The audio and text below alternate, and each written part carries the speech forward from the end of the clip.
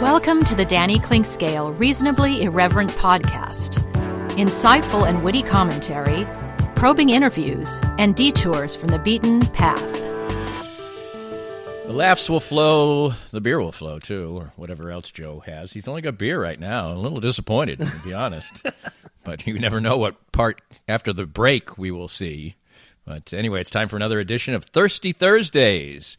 Sense and nonsense, plenty of nonsense, a little bit of sense. Even the nonsense has some sense in it because it's part of the word. Anyway, we'll talk about a lot of different things from what we usually do, food, music, maybe a little sports. We'll see. You actually have sports these days. NBA actually doing a great job with their virtual games. Baseball staggering off the start. Royals staggering. We'll see what we get into. We just kind of let it rip here, and we do so while enjoying a beverage. We can't clink glasses right now because Joe's got a can of Leinenkugel, the summer shandy, and I've got a delicious Stella Artois, the pride of Belgium. So give us a nice big lusty crack there, Joe. There we go. That was a good one. It resulting in spray on his couch. Anyway, that's in the spirit of what we do on Thirsty Thursdays, Sense and Nonsense, and we rock and roll next. I'm here with Tim Emerson, the owner of Emerson & Company. And Tim, give us an idea of the range of services that you provide from Emerson & Company. At Emerson & Company, we do credit card processing, payroll services. We do bookkeeping, merchant accounts like point-of-sale systems. What would you say differentiates you from other companies in the field, and what makes you special? I think what makes us unique is that we're a small local business making regional decisions on companies. We create a profile for the business and then put it out to our different vendors in a very competitive environment and tailor those needs to the specific business, which usually ends up in a great fit or great result for the company. And, of course, the idea is to save money, right? Save money, and actually sometimes I'm surprised where actually a solution that may cost a little bit more ultimately does save money, but we're not conditioned to think like that sometimes. Emerson & Company. Check them out at emerson-co.com or call them at 816-360-9092. Hi, everybody. This is Matt Llewellyn from 23rd Street Brewery in Lawrence. I just want to thank everybody for supporting local restaurants during this time of uncertainty. 23rd Street Brewery is now open until this pandemic is over. And right now, more than anything, local restaurants need your help and support. Come on out and see us. 23rd Street Brewery is open now from 11:30 till 9 o'clock for dine-in and carry-out. Whatever we can do to help you out, maybe with your catering needs, too. I appreciate all the support, and thank you for continuing to shop local. If you'd like to join these and other great sponsors and market your business to a growing and engaged audience, contact us at danny@dannyclinkscale.com. Look forward to hearing from you. All right, Danny, we're back. How are you, buddy? Doing fine. Is it time to find out how much sense we exuded in our last edition? Correct. I have an extensive fact check here. Oh, goody. So, all right, I'm going to start with Cracker Jacks because I gave you crap about them being a food from the 1800s. Yeah, which I didn't like. Do you know when Cracker Jacks debuted? I'm going to guess the 1920s. 1893. Wow, how about that? At the Chicago World Fair. Oh, you know, a lot of things started at the Chicago World Fair. Yes, three other things in particular at this Chicago World Fair. Aunt Jemima pancakes. Which will soon be coming to an end, yes, if they have not already. The Ferris syrup. wheel. Oh. Right? And the ice cream cone. Really? So I want you to rank those three things for me really quick. Well, I haven't eaten, I like pancakes, but I haven't eaten them in a long time. I don't eat breakfast, and, they're not a healthy food, so it's something that I can only refer to back in my memory. I don't remember what kind of, I think we were more of a Mrs. Butterworth's family, I believe, back in the syrup times. I think rightly Aunt Jemima should take a powder from the Correct. shelves. I agree with that, along with the good old Uncle Ben. Oh, They should just go, maybe, just get married. They're old now, maybe they needed some company. Danny, I got in such an argument with, I'm not going to say who about this, I don't know, a couple weeks ago, when they're like, what do you mean that's racist? What do you mean Eskimo Joe's racist? I looked it up, and I started showing them old ads. Oh. And that's all it took, and they were like, oh. Okay.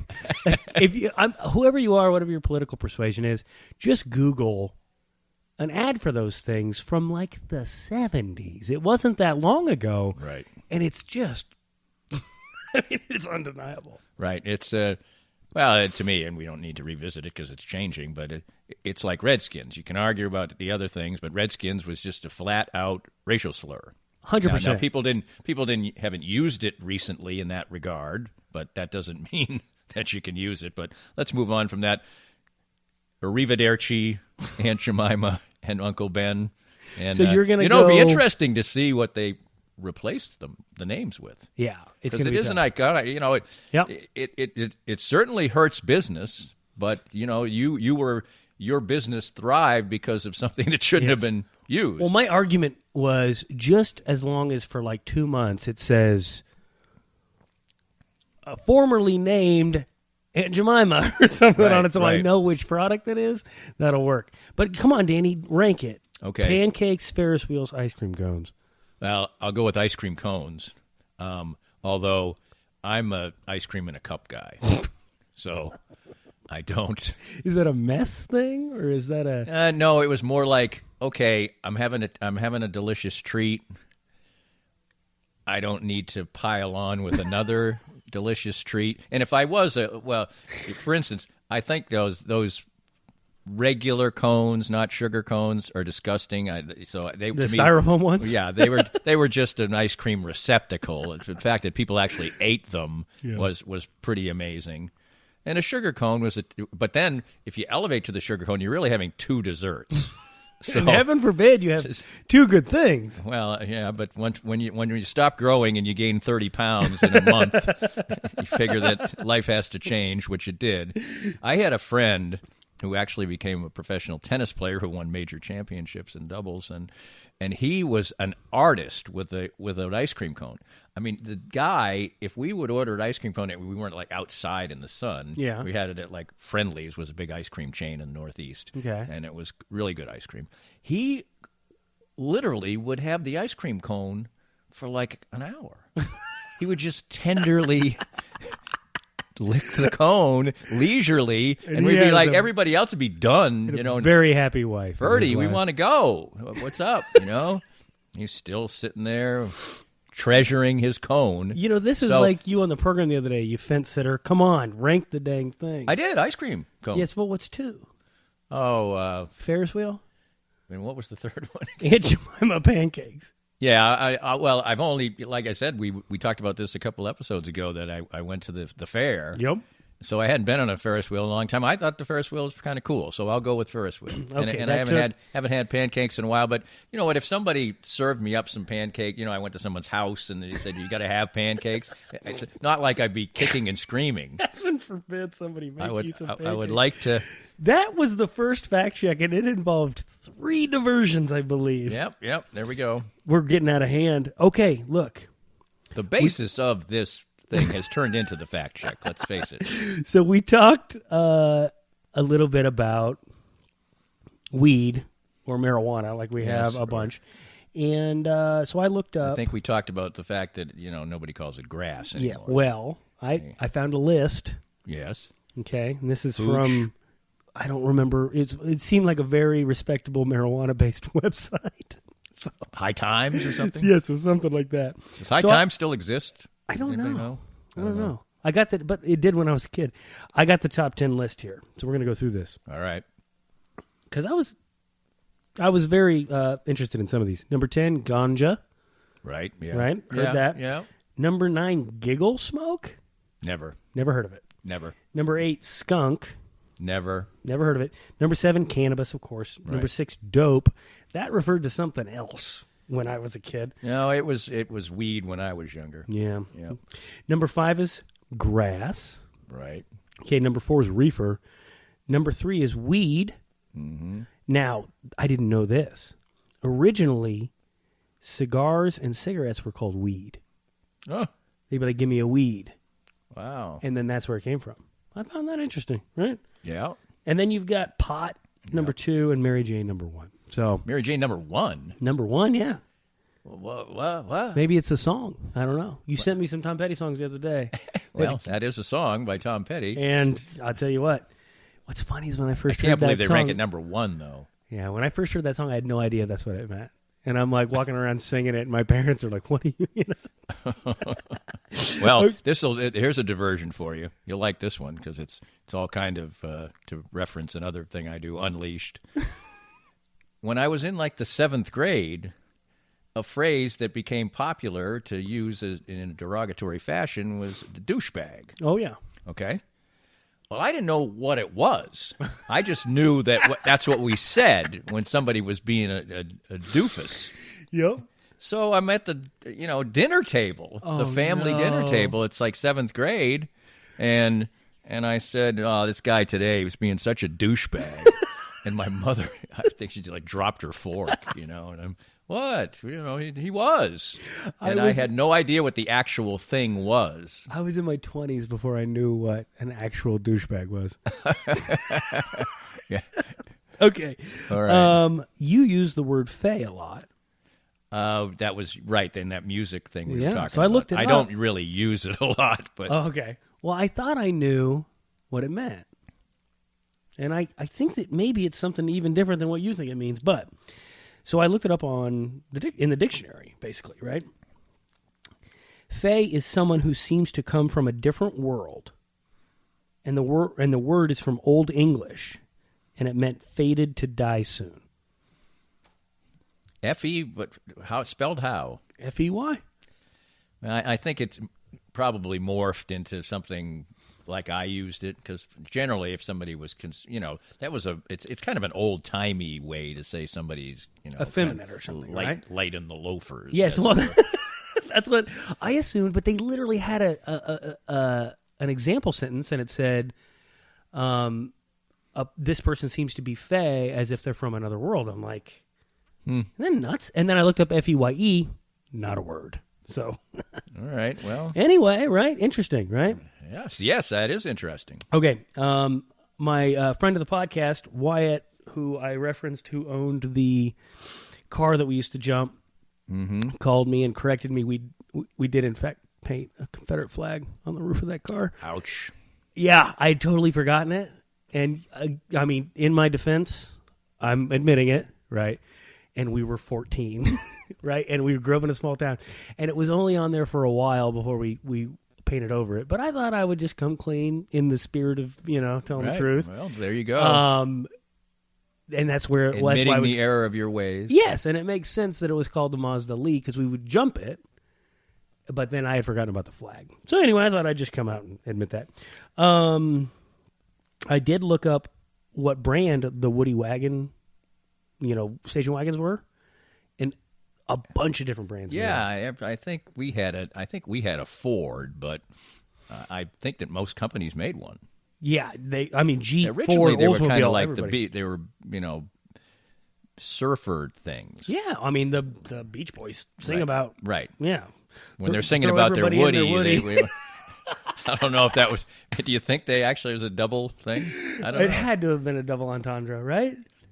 Maybe. I mean, although they're talking about jumping into their Woody, right. so I'm not sure. I don't think that may have developed over time. We're loading up the lyric is we're loading up our Woody with our boards inside. Right. So maybe not. Maybe not. All right. Whatever. Nostro Azzurro. Oh yeah, that was the beer. Yeah, you know what that means in Italian? No. It means blue ribbon.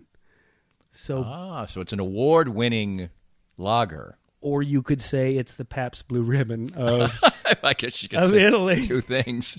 But given the comeback that Pabst Blue Ribbon has made in the last 20 years from it's not terrible, What was that? For yard beer, it's pretty good. Well, the thing is, somebody at Hams and PBR and all those was a genius and came up with the idea for yard beer. Because I'd never heard it until all of a sudden it was like, yard beers tonight for $1. Yep. And it was like, well, this person is, and they did they do this a lot of places? I remember that when it first started, I was kind of unfamiliar, it just sort of popped up. And they used to like put them in all varieties in just a big giant bucket of ice, and they were like $1. And you reached in and you got what you one. got. Yeah. Right. Yeah, Hams, Old Style, right? But it allowed those, in many cases, horrendous brews to regain some popularity. Yeah, and of those awful yard beers, Pabst is I don't mind it. I'll have a Pabst after mowing the yard or something. I can. If I'm gonna drink yard beer, I mean, you turned your nose up at some Miller Lite I brought down here the other day, and I will say that if I'm going to drink a light beer, it's Miller Lite, right? Yeah, because it tastes like beer. Yeah, that's my point. I mean, exactly. it does and taste. So does it Pabst. does have some beer flavor to it. Exactly. Right. Okay. Pronto Pups.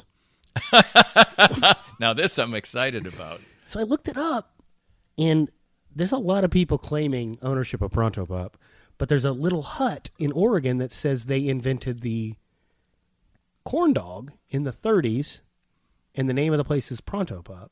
And it appears that somebody has recently purchased it and are trying to open up franchises of these little Pronto Pup, like it's a nifty food name, and right? it does sort of convey the fact that you'll get your dog in a hurry. It looked to me like it started as a carnival thing, and then somebody loved it, bought it, is putting some money into it, and they're trying to franchise it. So anyway, I thought that was very interesting. Do you know what a sunglass hut is? Well, just the thing I use reference, it was a kiosk that was selling. I love that you call it a kiosk.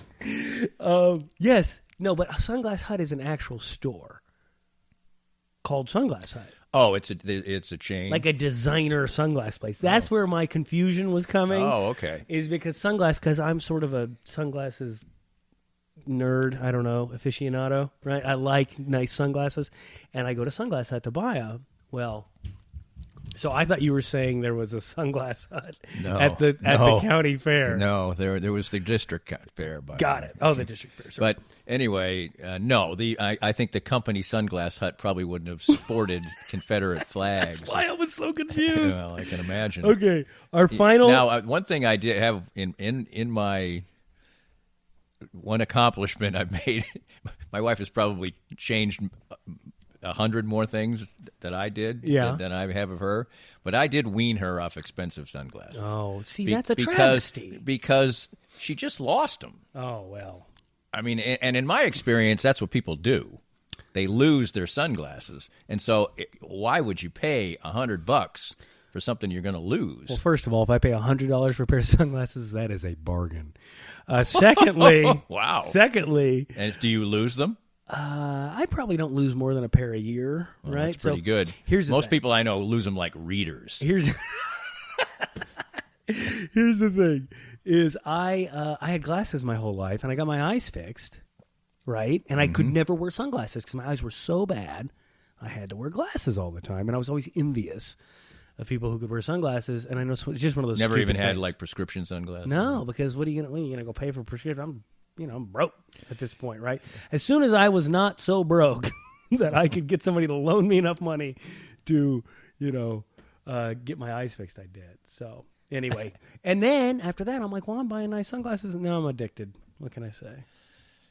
You don't really watch much golf, do you? No, not too much, but I mean, I might know a reference. Somebody must be paying him because Phil Mickelson over the last couple months ago, he showed up in all of a sudden in those Maui Jim, maybe? No, more like they may be Maui Jims, I don't know, but highway patrol style sunglasses. Oh my God! Like aviators. Like kind of like those, And I'm like, Phil Mickelson's wearing aviators. Yeah, he looks like an idiot. But Phil is not. Do you wear sunglasses? No, not very often. The sun's really never bothered me very much. There's a couple of nice, cute pairs of sunglasses that my daughters have bought me for a birthday or two or an occasion, Father's Day, and so I keep those in my car, and I do like them. Well, the sun is maybe the only thing that has never bothered you. Well, it bothered me enough that I got cancer eventually. Oh, but damn! I'm not the kind of person who's you see people go out like my wife. She won't leave the house without her sunglasses. Like if we're 5 miles away, we'll have to go back and get them because it really, the sun bothers her eyes. It does not bother me. Bright sunlight does not bother me. Look, if you're 5 miles away from the house and you forgot your sunglasses, it's a great excuse to swing into Sunglass Hut and purchase a new pair of sunglasses. But I weaned her of that. The final fact check here, because this has gone on far too long. Episcopalians. Right. I hit this right on the head. Literally on their website, it says, we are Protestant yet Catholic. So I said they were Catholic light. I think that is a big pat on the back to me. Catholic can be a generic word, I believe. This will be a good fact check. I think it's like it has a meaning outside of being a religion. I think. No, but what I understood, because I did a little perusing, because I like to go down these religion rabbit holes, is that sounds so Monty Python, like a religious rabbit hole. It looks like, they take communion and whatnot, but yet they are not, they don't answer to the Pope, right? So like it's like we're doing all the Catholic stuff, right? It's just the Pope's not in charge, right? Yeah, I will again recommend side one of George Carlin's Class Clown to anyone. Except if you're Catholic and you do have a good strong faith, don't listen. Yes, because you'll be off the boat. So I usually listen to 810 when I'm driving, right? And you had talked last week about rolling your windows down at a stoplight when it's a great song, right? Right. More like cracking it so they can hear it. So when I'm not listening to one of your podcasts, I listen to a lot of other podcasts. Yes. And one of them is this great podcast that breaks down an episode of Alex Jones. Do you know who Alex Jones is? I don't think so. He's that crazy right-wing guy that says Sandy Hook didn't happen and, a false flag guy. Anyway, it's just really interesting because they break like shooting fish in a barrel here. Well, they break it down and they just, it's a good way to like fact check it and stuff. And just like to kind of see, anyway, I just find it interesting. But there are long clips where they play clips from Alex Jones' show where he's saying awful things like, like, those children weren't murdered, So I'm at a stoplight the other day. I got my windows down. Wow. So this person thinks you're listening. Exactly. To said Alex Jones. And he is saying the worst, most racist thing. And these people in the car next to me look over at me. And I literally turned the volume down and I was like, it's not really Alex Jones. I'm listening to a podcast. It says he's bad, I was so mortified. And I just thought of you and the rolling your window down. So it goes both ways. You got to be careful. Yeah, I would say so. But I never have my windows down, so except to do that. Well, because now the only time you see people with their windows down is if they smoke. Well, look, I'm a roll your window down guy. I'll have the AC Really? on high, window down. Yeah, really? Absolutely. Just like the fresh air? With the fresh air. I drive a truck. I open the little back window, open up my driver's window, just let it circulate. It's great. I work outside. Sometimes I stink, so it also helps. It also helps with freshen up a little bit. But I normally listen to 810. We got to talk a little bit of sports. All right. Are we going to have an NFL season? I got this text from a friend. And I have my answer. Okay. I think they're going to give it every chance. I think it's going to be like baseball maybe, that there's going to be fits and starts. They're not going to play a whole schedule. They're going to have to because in football there's so few games, you almost have to play the same amount of games. I think in baseball you could go by winning percentage maybe. I agree. But in football, I think you got to to me, the biggest danger is if 5-star quarterbacks miss significant time because of COVID. Yeah. And then they're going to say, this is a joke. It's not fair. It's not a pure competition. Yeah. So that is my thought of that. But I don't think the NFL cares that much if there are more players. So if you're playing with 13 starters out of 22, people will probably accept it. I don't know. I think people cheer for the uniform and the quarterback. I don't think the baseball thing's a good analogy because you can't just say, oh, we're going to skip this game, because you're going to have, or else you're going to stretch the season out another 8 weeks. You're going to be playing in the middle of February, or, regular season games in the middle of February. I think you're totally right that's what'll shut it down. But I'm always follow the money, and I'm like, they're going to find a way to play a season. They're going to find a way to definitely play the playoffs, even if they don't get a whole season in. There's just too damn much money. And if you want a positive spin, my positive spin on it is maybe, just maybe, we could get more football games in the end out of it. And follow this logic for a second. If you do have these players going down and they expand the rosters, let's say, right? And teams have to get used to rotating guys in and out of a active roster the way that you would do, let's say, in soccer, right? Then maybe, just maybe, you could have a thing where you can have a 20-game or a 22-game NFL season. And I've always said this, you can do that, and the players can still play 16 games, just expand the rosters, and guess what? Patty Icicles is not playing when we play the lowly whoever's, because we can put whoever in, and then you'd have more players. To me, it would be more. And so maybe, just maybe, these teams The only problem with the analogy is that in soccer, sometimes you really are playing the lowly whoever's. In the NFL, it's true. You go out there, we're not playing Patrick Mahomes today. First of all, the game loses an incredible amount of cachet for whoever is going to watch or attend in some kind of a fantasy world. And there's lesser competitions. The NFL is playing one competition. That's true. So I just think it's typical of where we are now. There's no real good answer. There's interesting talking points, but there's no real learned answer. And the other part is, this just shows, especially for the NFL, the impact of television. They make so much money off of television. Yes. It is like why soccer wanted to complete their Absolutely. seasons, which they did seamlessly, by the way. So I think your answer is a good one. I do think they're going to try every single thing, but if they lose a significant amount of star players for 3-4 games, I think that is going to be a particular issue.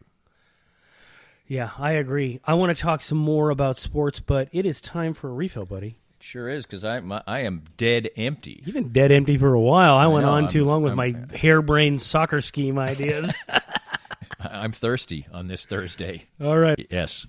More of Danny's Reasonably Irreverent podcast after this. We're visiting with Larry Marshall, former Chiefs defensive back and punt returner, and now a Chiefs ambassador. Larry is a former pro football player with the aches and pains that come with that, and moving on in age as we all are. What do the Canaway CBD products do for you? It's been a great relief for me. Being a punt and kickoff returner, collisions were a mainstay of my career, and these Canaway products, the salve especially, has really helped me try to get through every day with the aches and pains that I've had over a career of 7+ years in the NFL. I get similar benefits as well, particularly with my back. Certainly wasn't a football player. What's the best way for our listeners to get more information about the great products themselves? Well, I'm so enthused about it, Dana. They just contacted me at larrymarshall.canaway.com, and I can give them all the information they need to help them get through the day as well. Start gaining all the benefits that Larry and I do from the trusted and reliable line of Canaway products. As Larry said, visit larrymarshall.canaway.com and get information on all the great products from Canaway.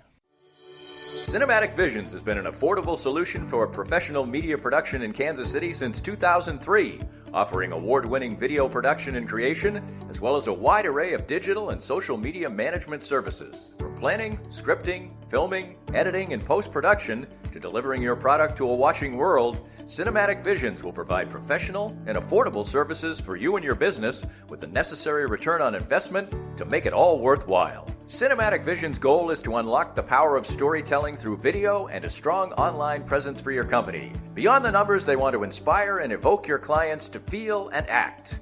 Let my friends at Cinematic Visions embed your brand where it belongs, in your customers' minds. You can find them online at cinematicvisions.com or with a quick phone call at 816-600-6300. Let's spend a minute with Dr. Brad Woodle, who, along with his wife, Dr. Christina Woodle, the owners of Advanced Sports and Family Chiropractic and Acupuncture, my home for chiropractic care. And first of all, just tell us about the wide range of services you offer.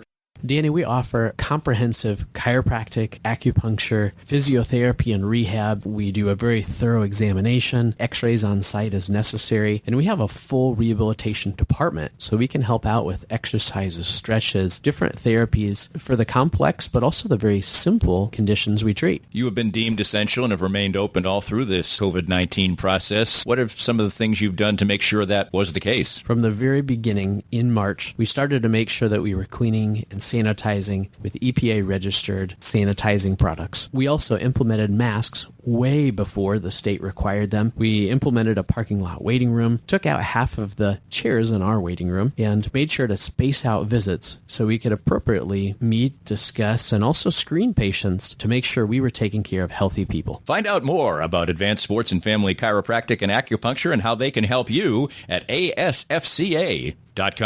If you'd like to join these and other great sponsors and market your business to a growing and engaged audience, contact us at danny@dannyclinkscale.com. Look forward to hearing from you.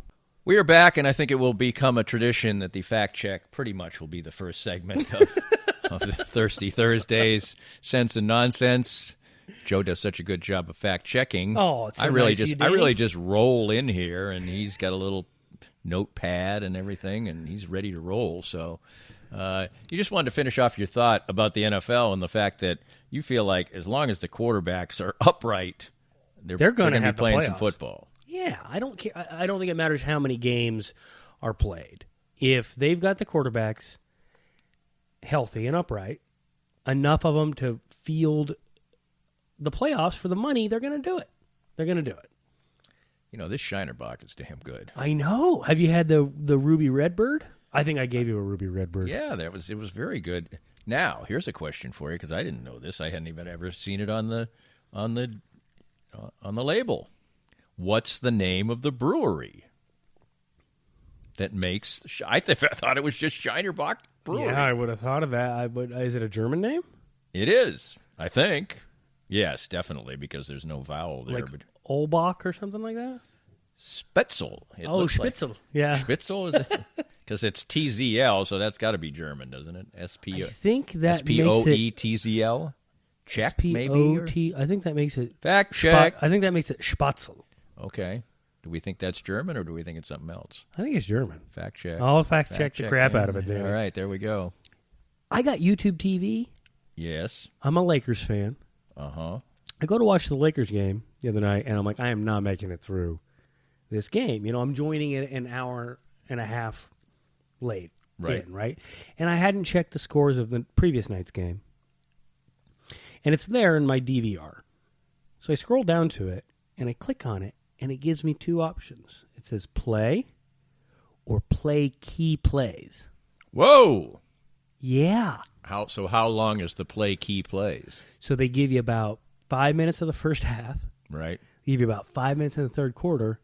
They give you, in this particular instance, 8 to 10 minutes of the fourth quarter. So in about 20 minutes, you get a game. Yes, and they do a pretty dadgum good job of picking key plays. It's not just dunk, dunk, dunk, dunk. You know what I mean? Like sometimes you watch the highlights, like, oh, another guy dunked. Like there'll be a key. What I don't like on ESPN is when they're doing an NBA game and they'll literally sort of move back and forth in the game showing plays. Or they'll just show a dunk, and that draws them within 14. Later, That's the part that I hate. You know, what? To me, this is going to be wildly unpopular among the people who love the dunk is just overdone. I agree. I mean, we're aligned on this. There's so many dunks that are just, okay, well, he dunked it. You know, if somebody is alone, they're going to dunk. They're NBA players. Exactly. Now, if you dunked a basketball, I'm going to need to see that highlight. Well, I, at one point in my life, could dunk a volleyball. But I couldn't palm the basketball. I did have some ups. Because my brother's only 5. He claims 5'6". He's literally a little under 5'6". Yeah. How tall are you? I'm 5. I was 5'11". I'm probably a little shorter than that now. And my brother is only 5'6", and he could grab the rim. Nice. I could dunk a tennis ball when I was 15. And it was all downhill from there. Right. So I did have was I maybe did have 5'10". some decent leaping ability, and I was the second fastest person in my junior high school. I didn't run track in high school, so I don't. 22 people in your junior high? No, more like 500, buddy. So anyway, No, more than that. Actually, it's awesome. It's an awesome way, especially to watch an NBA regular season game. And I understand we're all dying for sports and like all that. I'm also very busy, and so I'm like, and I've been falling behind on my Laker fandom because I'm not a big LeBron guy. Although I'm watching more of it now, and I'm like, I've always said to myself, why don't I like LeBron James? He passes the ball, he's a pretty good teammate, da-da-da-da, you know. It's always been I that think lack we've of... talked about that. The lack of killer instinct thing is what's always Well, gotten that's me. not... that is arguable. I just think he's a behemoth. Less graceful. He's a behemoth on the basketball court. You know, he's like a big, effective bully. Yes. And you know, But I love a wonderful Shaq. athlete. Yeah, but he was a big man. So I mean, he's just knocking people over like, you know. Well, that's what people Tarzan say. or That you something. go back and you watch those early 2000s teams, and he's putting his spin on the baseline and throwing the ball down over two people. Oh, he was a great athlete. He just got big. I mean, Dude, yeah, towards the end he got big, but dude could really move when he well, was it's at his prime. he was sort of the equivalent of Wilt in many ways. I mean, Wilt was a You wonderful, think? That's funny. a That's wonderful interesting. athlete. Now, Wilt was probably a better athlete than Shaq. I mean, I think Wilt might have been one of the greatest athletes of all time. I mean, he's a conference quality. I think that Wilt High is jumper. maybe the best basketball player of all time. To say he's a better athlete than Shaq is a hard argument because Shaq was so big and could move so fast. I'm just talking about like a 3-year window of Shaq, right? Just that 3-year prime. And I don't watched the know. crap I out of mean- those teams. I mean, somebody who just the man averaged 50 points a game, and there were a lot of good big men. Not going to argue. Wilt is amazing. I mean, Right. not going to argue. There's a I mean, figurine there was of something, Wilt you on know, the there's wall of something my real. office. There's something real, you know. So there was something not quite likable about Wilt, you know. But you know, sorry, you know, and then the whole, you know, come on. If he'd never said that he slept with 20,000 women, he would have been way better off. He just should have gotten a pad and paper out before he said it, or a calculator, and just figured out that Do the you know- math is impossible, buddy. Do you know where and when he said that? I don't, but he definitely said it. I think it might have been in a Playboy interview or something. I think that might have been it. There's another fact check. I'm going to definitely fact check that. Can you imagine, though, the leading questions that a Playboy interviewer has for you? Right? To Sure. like they get you a little buzzed, get you real braggadocious, you know, get you Have going. a little brandy. We're gonna go hang out at the Grotto later. You know, they've got some Sure. company It's milling like about. Now, it's like now and like those Vanity Fair profiles, Yep. which I think Patty Icicles did one recently, didn't he? Or did he? Did he? If Well, so, I he did missed either that. Esquire or maybe it was Esquire. But those big glossy magazines, which still are big glossy magazines, Yeah. although they have obviously an online product.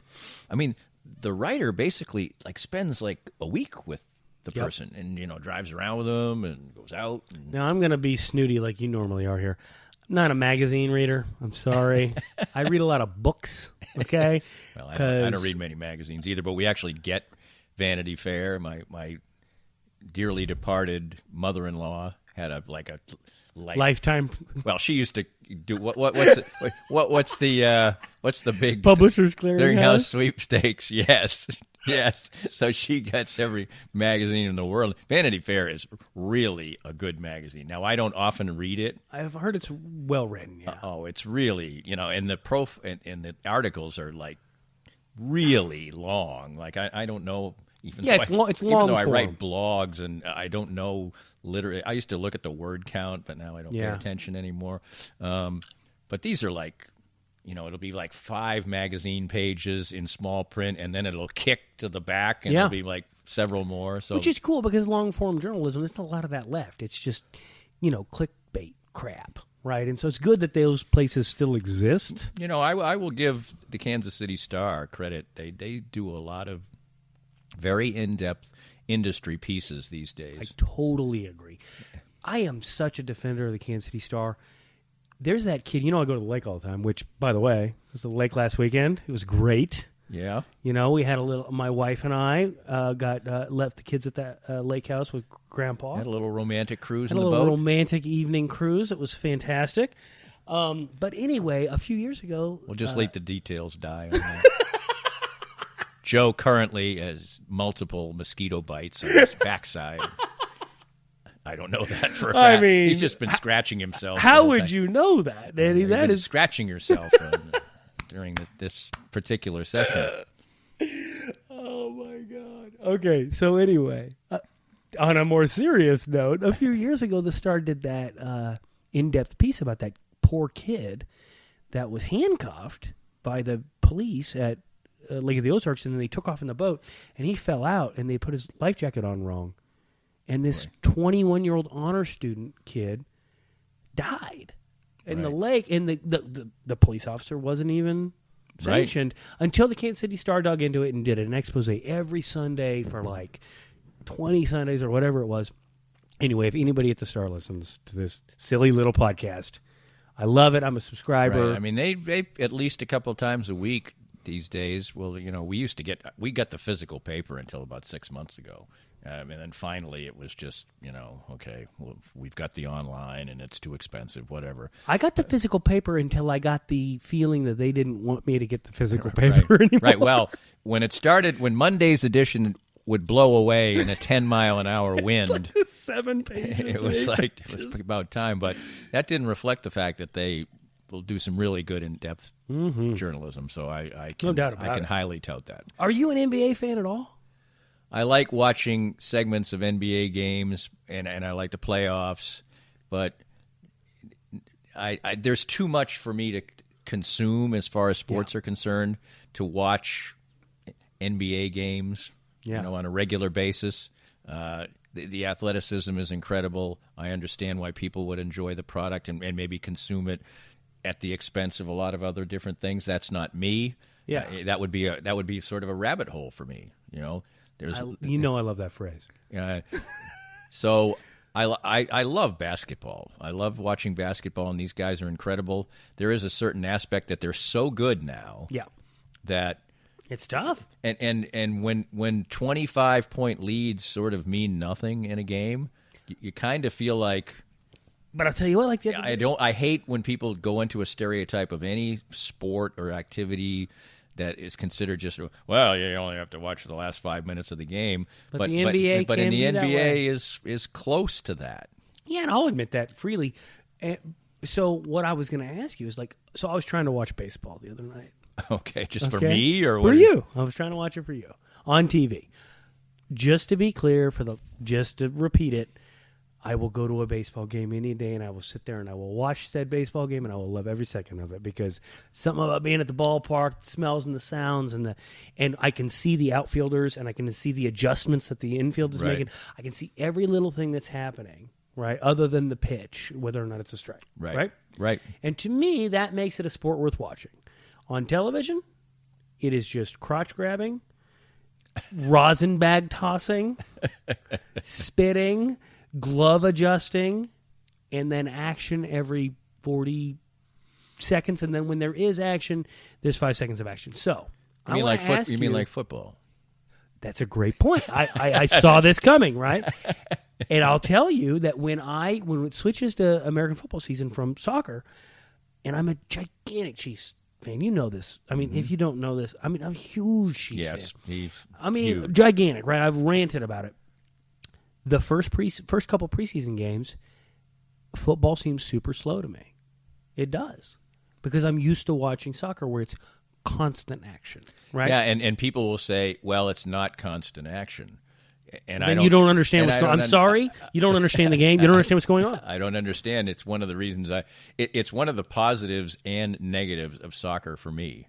Because you can't go up and do anything else. You have to watch the game. Mm-hmm. Fast forwarding through a soccer game is ridiculous. You can't do it. Now, fortunately, the game itself, if you DVR the game, you get to skip halftime. Yep. And, if somebody gets hurt, you can, get past that. So you can literally watch a soccer game in about 85 minutes or so. And so my daughter's playing competitive soccer, and there'll be a goal scored, right? and I'll rewind it a minute, 15 seconds, because that one touch, that's what scored that goal. Right. Right? That one touch at the other end is what scored that goal. And that's what people don't understand about soccer. And I know it makes me sound like such a douchebag to bring it back around Right. to say that if you don't like soccer, it's because you don't understand it. I get it, but it's just true. Well, I will say I'm this, sorry. and we probably are about to get to the conclusion of this wonderful event that we always have. We talked sports, though. Yeah, and, we sure you know, did. But I'm not going to deny that there are soccer matches where there's a lot of kick around going. True, 100%. But there's not a lot of them. But there's a lot of football games where there's a whole bunch of handoffs and right tosses to the running back. But there's not a lot. For instance, I mean, you just can't stop and not pay attention because, like Sporting the other day, when they lost their game, yeah. they had the other team scored 2 goals immediately off of offensive set pieces for Sporting. Oh, so pathetic. And so just racing So up the other. frustrating. And it's what is interesting is that about the sport, and we don't need to go into some kind of a tutorial about it. Is that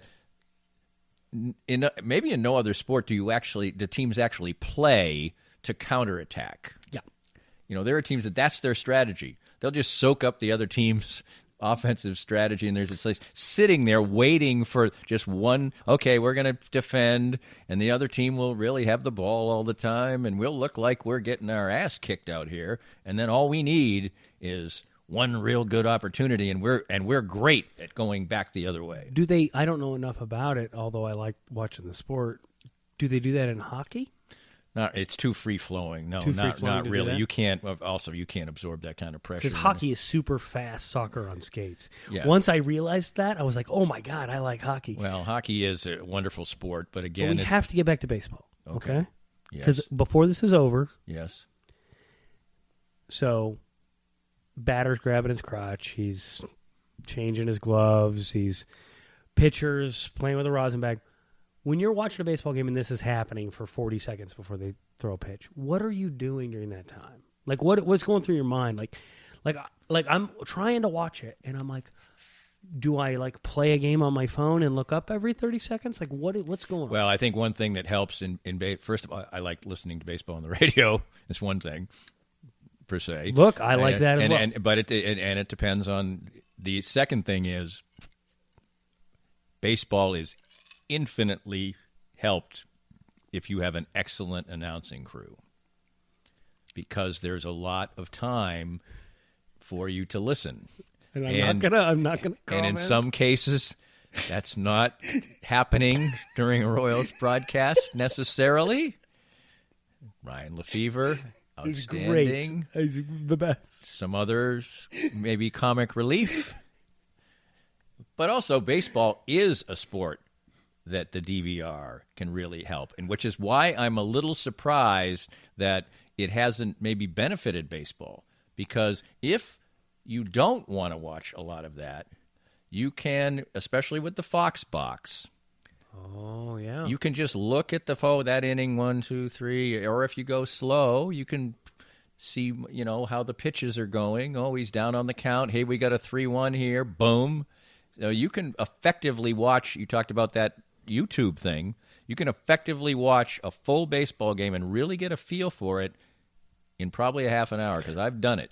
But I feel like I've brought you right around and I've stuck you in the rabbit hole. And Well, you can do. made my point. Every sport, which is why we both love soccer, to bring this full circle. Yep. Is because you can do that in football. You could watch a football game in what? Well, that's why the NFL Network does it that way. Right. How long do those things last? I don't watch those. Right, I don't know. Concentrated 45 games. minutes, maybe an hour. But you could do it in shorter if yes. you wanted Now to. I enjoy watching a football game in real time just because. Well, it's an incredible. I'm just used it's an to it. incredible television production, also, And they do a great job, yeah. because there's always action. To the football fan, you go to a football game in person now. Completely different. It's really kind of dreadful.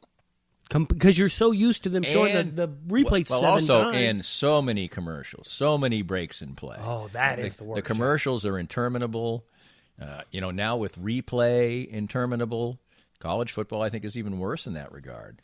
And not that it's a wonderful spectacle. And, 4.5 hour games. And it's wonderful. There's a lot of things that's wonderful about that experience, but the television experience of football is action-packed because you have the play. Now, there's no action that's going to happen for another 30 seconds, but your television product is full of action. Yep. 3 more versions of this simple play that's just happened or the exciting play that's just happened. Yes, and that's, I think you just hit the nail on the head about why it's so stark when I watch a preseason game, because I think the Chiefs do a great job with their preseason thing. I think it looks so much more polished than it used to, when they do it locally or whatever. What is it? Toss yeah, Power the only thing that's Trap bad about it is TV or that, something? they're going to bring people on and talk about I can't say that. and, but my point is that they don't do as many replays because they don't have 70 cameras or whatever. Right. Right? So that's a great point, man. Yeah, absolutely. So that brings it back to my point about baseball, basketball, football.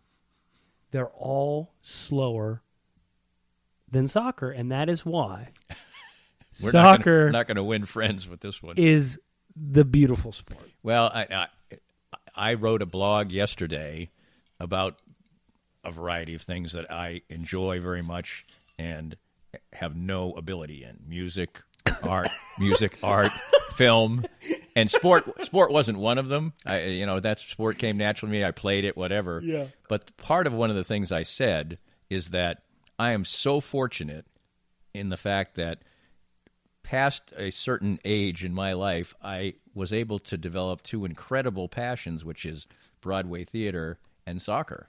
How many people get to be like 45, 50 years old And change their mind on something. and no, not change their mind, just be exposed to something that becomes something that's really great in their life. Yeah. That just doesn't happen too often. Usually like, well, I like this and I like that and I like that and on we go. And by the time you're in your 50s, soccer, you're just entrenched. I just never, it wasn't like I didn't I just wasn't exposed to it. And it took going to England, the Premier League coming to national television in the United States. That's a huge part of it, right? And to have me exposed to it. And I'll tell you what, when the Premier League was humming and they were playing all those games when they returned, there was this. It was cool. I sat down, my wife and I watched television together at night, and then usually she goes to bed earlier than I do, and I was watching a Premier League game every single night, like at 10:30. I know, I was catching those texts. And my sister is a soccer fan also, and she was like 7 days behind. Just watching Watford and Man U. I'm like, that game was 5 days ago, so I couldn't spoiler alert her, so we couldn't share anything about that. So, next time we're going to talk about pickles. Oh, which we were supposed to do. I had it written down right that's here. all right. We don't have time. It's time to go. A clink of glasses, one more so to time. speak. Is that glass rubber? Whoa. I thought we were going to break something there. We'll break some stuff next time around on Sense and Nonsense.